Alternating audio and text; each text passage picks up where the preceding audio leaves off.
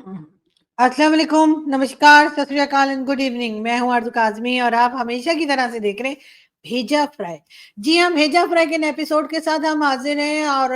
वैसे तो मैं हमेशा शो के एंड में कहती हूँ, लेकिन आज मैं शो के शुरू में ही कह देती हूँ कि हंसते रहिए, मुस्कुराते रहिए आप लोग और खुश रहिए। और साथ साथ हम आपको ये बताएं कि जी बारिशों का कहा जा रहा है पाकिस्तान में, हो सकता है कि भारत में भी कहा जा रहा हो कि जी एक बार फिर जो है वो बारिशें जो है वो होने वाली हैं और लोग थोड़ा सी एहतियात कर लें, खासतौर पे वो लोग जिनको कि हमेशा से प्रॉब्लम रही है कि जी घर में पानी आ जाता है या कोई और प्रॉब्लम हो जाती है। तो अपने लोगों को बताइए, अपने बच्चों को बताइए, बड़ों को बताइए कि जी ये जो आप लोग खाते पीते हैं ना, चिप्स खा रहे हैं, जूस पी रहे हैं, उसके बाद वो सारी चीजें जब खा पी लेते हैं तो आप लोग डस्टबिन में फेंकने के बजाय वो रैपर्स को आप लोग फेंक देते हैं रोड के ऊपर या ऐसी जगह पे जहां से वो जो रैपर्स होते हैं या चीजें होती हैं जो प्लास्टिक की, खासतौर पे वो सब जाकर और ड्रेनेज सिस्टम को बंद कर देती हैं, जिसकी वजह से जब बारिशें होती हैं तो आप अक्सर देखते हैं कि ना सिर्फ छोटे इलाकों में या गांव में या छोटे टाउन्स में, बल्कि बड़े बड़े शहर जो हैं उसमें भी हम देखते हैं कि पानी ही पानी होता है और गाड़ियां फंसी होती हैं और कई इस तरह की प्रॉब्लम जो है वो लोग फेस कर रहे होते हैं। साथ साथ प्लीज प्लीज प्लीज, जैसा कि कहा जा रहा है कि बारिशें होने वाली हैं और हो सकता है कि आज से ही शुरू हो जाए या कल से स्टार्ट हो जाए, तो बहुत बार हमने पाकिस्तान में तो देखा ही है कि जो हमारे यहाँ की सिटीज हैं या हमारे यहाँ के टाउन्स हैं वहां पर बिजली के, इलेक्ट्रिसिटी के वायर जो हैं वो खुले पड़े होते हैं और बारिश में जब पानी हो जाता है वहां पे तो कई बार लोगों की जाने जाते हुए भी देखी है कि उनको करंट लग जाते हैं। तो एहतियात कीजिए, बहुत ज्यादा एहतियात कीजिए। और जो लोग आते जाते देखते हैं कहीं पे इस किस्म की वायर जो है वो है खुली हुई वायर पड़ी है, तो बारिशें ना भी हो तब भी जो भी रिस्पॉन्सिबल है वहां के, चाहे वो इलेक्ट्रिसिटी डिपार्टमेंट के लोग हों या कोई, उनको प्लीज इत्तला कीजिए, उनको बताइए कि यहाँ पर ये वायर जो है ये खुली हुई पड़ी है और उसकी वजह से लोगों की जान जा सकती है। लोग क्या, उसकी वजह से कई बार छोटे छोटे मासूम से जो जानवर होते हैं उनकी जानें भी जा सकती हैं। अभी कुछ टाइम पहले मेरी एक फ्रेंड है, उनके घर के बाहर इसी तरीके से वायर्स जो थी वो थी और उसकी वजह से छोटी सी एक बिल्ली जो वो मेरे ही घर से लेकर गई थी अपने घर रखने के लिए, और उस बेचारी की जान चली गई इसलिए कि वो इतनी छोटी सी थी, उसको पता ही नहीं, वो उस वायर के साथ शायद खेलने के लिए निकल गई और उसके बाद उसको करंट लग के और उसकी डेथ हो गई। तो मैं आप लोगों से रिक्वेस्ट करूंगी कि चाहे इंसान हो या जानवर हो, सभी की जान जो है बहुत कीमती होती है। तो प्लीज एहतियात कीजिए, खासतौर पे बारिशों में। और बारिशें ना हो तब भी अगर कहीं आपको खुली हुई वायरिंग या खुली हुई इलेक्ट्रिसिटी की वायर दिखे तो प्लीज जो भी रिस्पॉन्सिबल हो डिपार्टमेंट, उसको जरूर इत्तला कीजिए और उसको जल्द से जल्द हटा के और सेफ साइड पे करने की कोशिश कीजिए।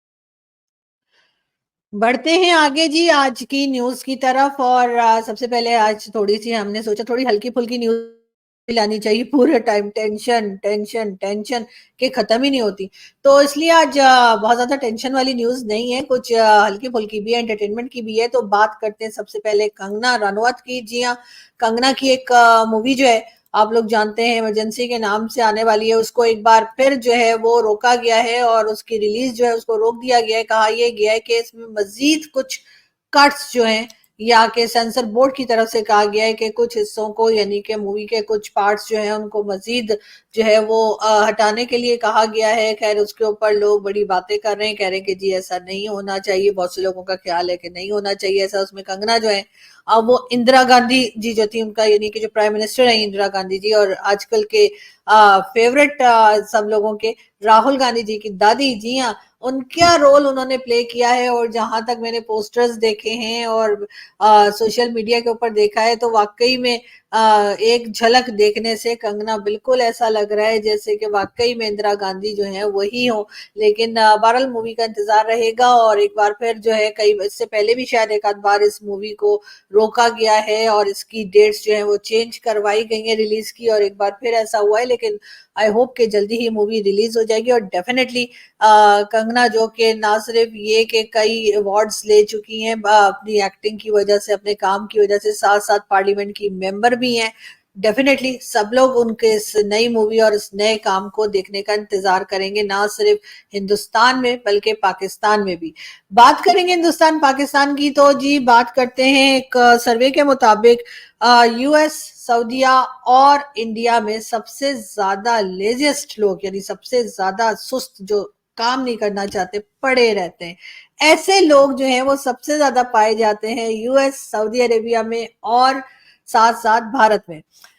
बड़ी हैरत की बात है, इसलिए कि अगर काम ना करने का और इतनी सुस्ती दिखाकर और इतने स्लो होकर अगर भारत और यूएस से अपनी जो इकोनॉमी है उसको इतने जबरदस्त तरीके से ले जा रहे हैं, अपने आईटी के एक्सपर्ट्स पूरी दुनिया में फैला दिए हैं, अपने सीईओ हर बड़ी कंपनी में लगवा दिए हैं, तो फिर पता नहीं अगर ये लोग लेजी ना होते और काम करते तो फिर पता नहीं क्या करते। वैसे मजे की बात यह है कि इस लिस्ट में पाकिस्तान का नाम कहीं नहीं है। सऊदी अरब का नाम है, सऊदी अरब को मैं मानती हूँ, जाहिर है कि शेख जो है, शेखों को तो आपको मालूम ही है वैसे ही काम की आदत नहीं होती, और वैसे भी ऑयल की कमाई इतनी है कि कहा जाता है कि कुछ खास अब हो सकता है कि आगे ऑयल की इतनी कमाई ना रहे, लेकिन जब तक थी तब तक तो वाकई में कुछ करने की उनको खास जरूरत नहीं थी। साथ साथ हज उम्रे से भी बहुत कुछ जो है इनकम आ जाती है सऊदी अरब को, क्योंकि जाहिर है पूरी दुनिया से लोग जाते हैं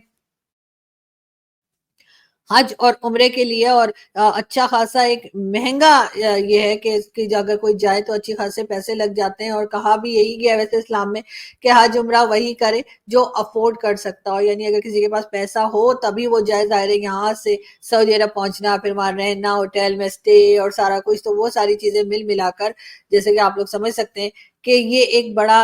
महंगी चीज है जिसको के करने के लिए इस्लाम में कहा गया, लेकिन साथ साथ ये भी कहा गया है कि अगर आप अफोर्ड कर सकें तब करें, अदरवाइज नहीं करें। बहरहाल, लेकिन इसकी कमाई भी जो है वो भी सऊदीज को मिलती है, तो जी वो तो फिर बैठे ही रहेंगे ना, वो तो बस ठीक है हबीबी हैया हैया, हबीबी हैया हैया करेंगे, लेकिन और कुछ नहीं। मगर ये जरूर है कि सऊदी अरब के नाम के ऊपर मुझे कोई हैरत नहीं है, इसलिए कि सऊदीया में तो चले इस किस्म की बात हो सकती है कि वो काम ना करते हो और लेजी हो, लेकिन यूएस और इंडिया, इस पे थोड़ा डाउट है। पाकिस्तान का नाम सिरे से है ही नहीं, इसका मतलब है हम लोग बहुत काम करते हैं, हम लोग जरा भी लेजी नहीं है। और यही चीज जो है मेरा ख्याल है कि अब हमें चिल्ला चिल्ला के भारत को बतानी चाहिए। लेकिन एक चीज और है जो हमें चिल्ला चिल्ला के भारत को बतानी है, और वो ये कि जी हमारे या भारत को या कहिए पूरी दुनिया को बतानी चाहिए, सिर्फ इंडिया को क्यों।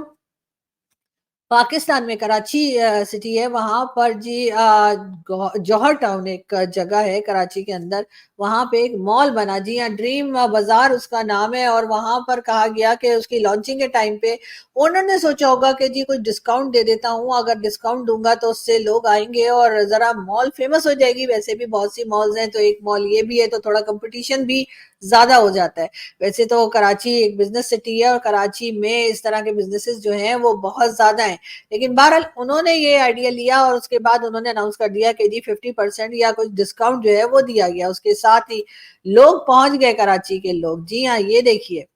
ये कराची के लोग जो हैं वो पहुंच गए वहां पे। लेकिन हुआ क्या, उन्होंने तो ये कहा था कि जी डिस्काउंट मिलेगा, लेकिन वो डिस्काउंट के बजाय सुनने में ये आया है कि जी पूरी मॉल को लूट लिया गया। जी हाँ, वैसे ही चीज उठा उठा के लोग भाग गए। और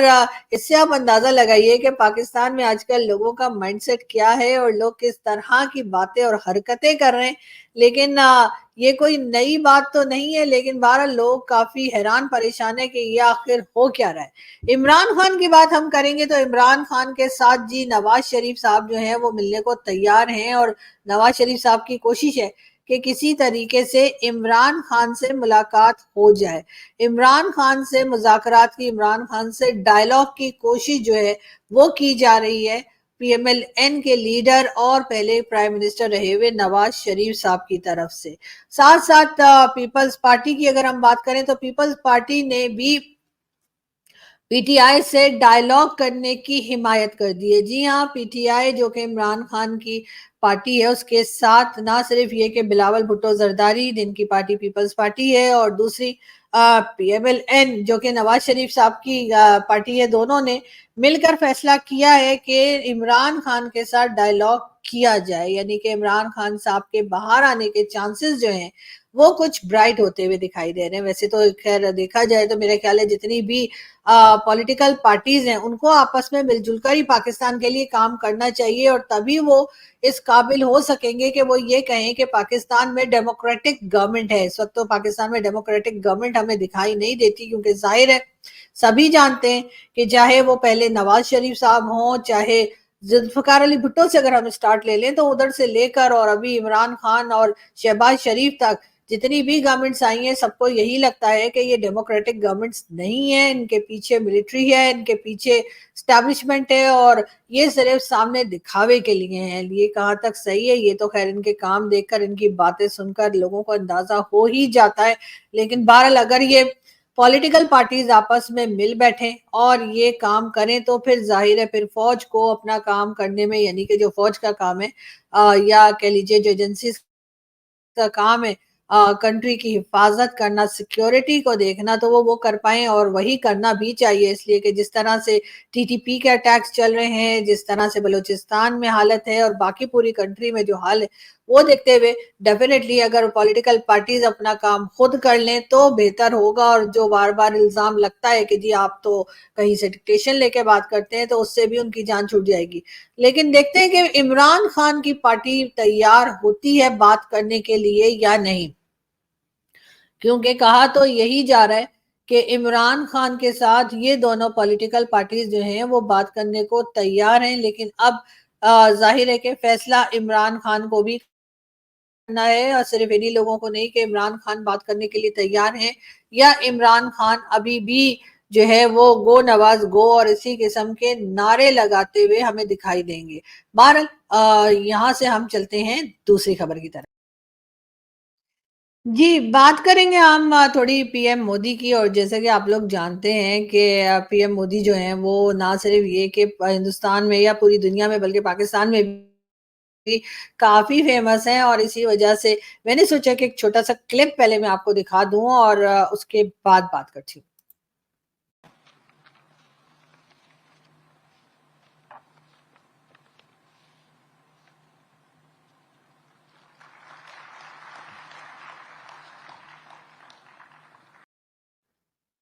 जी, और इसमें आपने देखा कि मोदी जी ने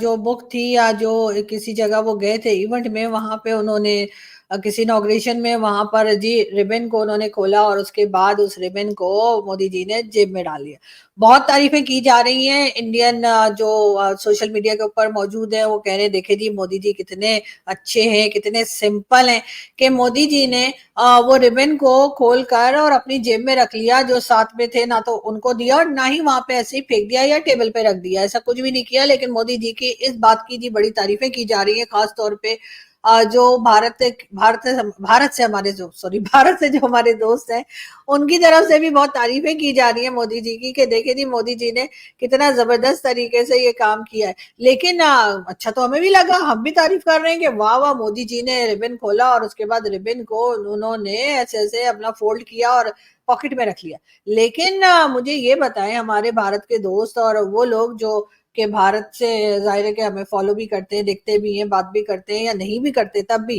कि यही काम अगर प्राइम मिनिस्टर शहबाज शरीफ ने किया होता या पाकिस्तान के किसी भी प्राइम मिनिस्टर ने किया होता, चाहे वो इमरान खान है,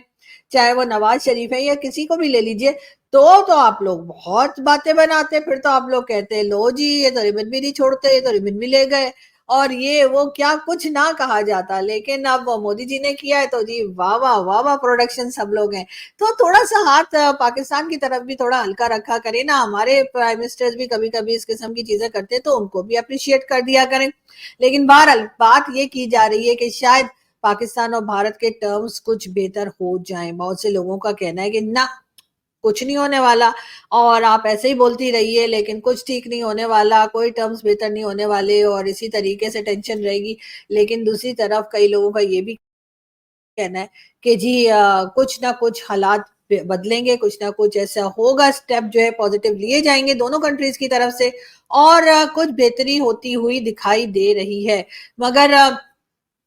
फिलहाल तो हमें वाकई में बेहतरी कोई खास होती हुई दिखाई नहीं दे रही, लेकिन लोग बात जरूर कर रहे हैं और अगर लोग बात कर रहे हैं तो फिर यकीनन उस तरफ कोई ना कोई स्टेप भी लिया जाएगा और कुछ ना कुछ कोशिश भी की जाएगी। लेकिन वो बहुत टाइम लगेगा, लेकिन जैसे मैंने पहले भी बात की थी कि पाकिस्तान को भारत से बहुत कुछ सीखने की ज़रूरत है। अब पाकिस्तान को तो ज़रूरत है, लेकिन भारत को फिलहाल हमसे कुछ सीखने की ज़रूरत नहीं है, लेकिन हमें खास तौर पे बिज़नेस जो है वो सीखने की ज़रूरत है। और ये इसीलिए कि जब तक पाकिस्तान की इकोनॉमी बेहतर नहीं हो जाती, अगर हम ये समझते हैं कि हमें जो है वो भारत हमारे साथ बात कर लेगा या अफगानिस्तान बात कर लेगा या अमेरिका या कोई भी दूसरी कंट्री पाकिस्तान से कुछ बेहतर तरीके से बात करेगा, तो ये पाकिस्तान की के लोगों की, उन लोगों की जो पॉलिसी बनाते हैं, मेरा ख्याल है कि उनके वो मुंगरी लाल के हसीन सपने से ज्यादा कुछ नहीं। क्योंकि पाकिस्तान हो चाहे कोई दूसरी कंट्री हो चाहे कोई इंडिविजुअल हो, जब तक आपकी इकोनॉमी ठीक ना हो और अगर आप अपना घर भी चला रहे हैं और आप किसी से आटा मांग रहे हैं, किसी से चावल मांग रहे हैं, किसी से पैसा मांग रहे हैं या अपना घर चलाने के लिए किसी से मदद ले रहे हैं, तो डेफिनेटली वो एक बार, दो बार, चार बार तो हो जाएगा, लेकिन उसके बाद आपकी वो रिस्पेक्ट नहीं रहेगी, लोग आपसे बात नहीं करते, लोग भाग जाते हैं। लोग भाग जाते से मेरा मतलब है कि लोग अवॉइड करने लगते हैं। और यही हाल कंट्रीज के साथ भी होता है कि कंट्रीज को भी, जब पाकिस्तान में पहले तो बहुत फंड्स आया करते थे, खैर उसमें एक चीज ये भी है कि हमारा, क्योंकि हमेशा से हम अमेरिका के कैंप में रहे और हमने अमेरिका की हर तरह से हाँ हाँ जी जी जी ठीक है किया, इस वजह से भी अमेरिका ने हमें पैसे दिए। लेकिन चाइना के कैंप में भी हम रहे और यही वहां से भी हमने पैसा खूब बटोरा, और सी पैक के नाम पे और कभी किसी प्रोजेक्ट के नाम पे, लेकिन हुआ क्या कि वो प्रोजेक्ट भी हम नहीं कर पाए। अगर हमने वो प्रोजेक्ट्स कर लिए होते तो भी शायद चाइना के पास एक रीजन होता कि हाँ जी पाकिस्तान जो है उसके साथ वो काम करना चाहते हैं, क्योंकि उनको फायदा हुआ है। जाहिर है कि पैसा आता हुआ किसको बुरा लगता है, और अगर किसी ने इन्वेस्ट किया हो उसको तो डेफिनेटली, वो इंसान हो या कोई कंट्री हो, वो तो यही चाहेगा कि जी उसने जो पैसा इन्वेस्ट किया है वो डेफिनेटली उसको अच्छे उस पे यानी कि प्रॉफिट के साथ उसको वापस मिले। लेकिन अगर ऐसा नहीं होगा तो वो उस इंसान को या उस कंट्री को अवॉइड करना शुरू कर देंगे एक कुछ टाइम के बाद। तो यही कुछ पाकिस्तान के साथ हो रहा है। लेकिन पाकिस्तान के जो पॉलिसी मेकर्स हैं वो कोई ऐसी पॉलिसी लेकर आ ही नहीं रहे जिससे कि पाकिस्तान की इकोनॉमी को बेहतर किया जा सके, जिससे पाकिस्तान जो है वो अपने पैरों पर खड़ा हो सके। अब अपने पैरों पर खड़ा हो सके का मतलब ये नहीं कि अभी हम सर के बल खड़े हुए हैं, जो आप लोग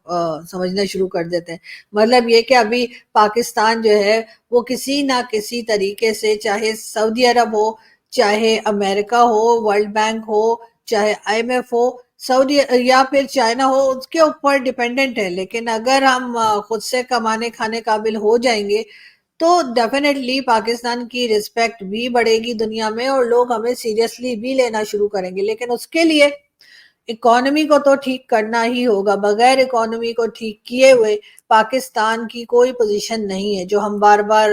बोलते रहते हैं जी, कभी फलस्तीन के लिए आवाज उठा रहे हैं तो कभी कश्मीर के लिए आवाज उठा रहे हैं। इस वक्त पाकिस्तान की जो हालत है, इस वक्त पाकिस्तान की जो कंडीशन इस वक्त है, मेरा ख्याल है अभी तो कश्मीर